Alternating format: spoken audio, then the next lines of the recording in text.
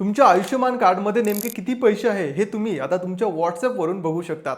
हो, तुम्ही खरं ऐकलंय. आता आयुष्यमान कार्डवर आपल्याला 5 लाखांपर्यंतचा मोफत उपचार मिळतो ही गोष्ट तुम्हाला नक्की माहिती असेल.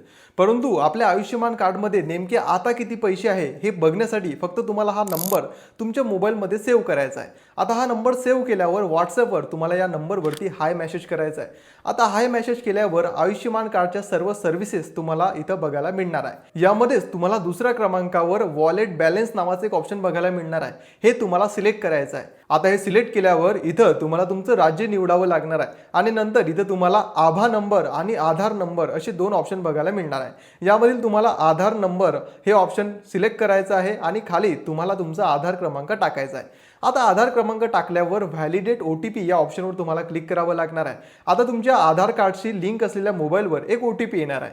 तो OTP तुम्हाला इथं खाली टाकावा लागणार आहे. आता हा OTP टाकून तुम्हाला सबमिट या बटनावर क्लिक करायचं आहे. आता हे सबमिट केल्यावर तुमच्या आयुष्यमान कार्डमध्ये एकूण किती रुपये होते, किती रुपयांचा तुम्ही उपचार घेतला आहे आणि सध्या तुमच्या आयुष्यमान कार्डमध्ये किती रुपये आहे ही सर्व माहिती तुम्हाला इथं बघायला मिळणार आहे. आता आयुष्यमान कार्डमध्ये जे 5 लाख रुपये असतात ते प्रत्येक व्यक्तीसाठी नसून प्रत्येक कुटुंबासाठी असतात. म्हणजे तुमच्या कुटुंबातील कोणीही व्यक्ती जर आजारी पडला तर त्याचा जो उपचार आहे तो त्या संबंधित 5 लाखांमधून होत असतो. त्यामुळे तुमच्या आयुष्यमान कार्डमध्ये आता किती रुपये आहे हे नक्की बघा आणि ही महत्त्वाची माहिती जास्तीत जास्त शेअर करायला विसरू नका.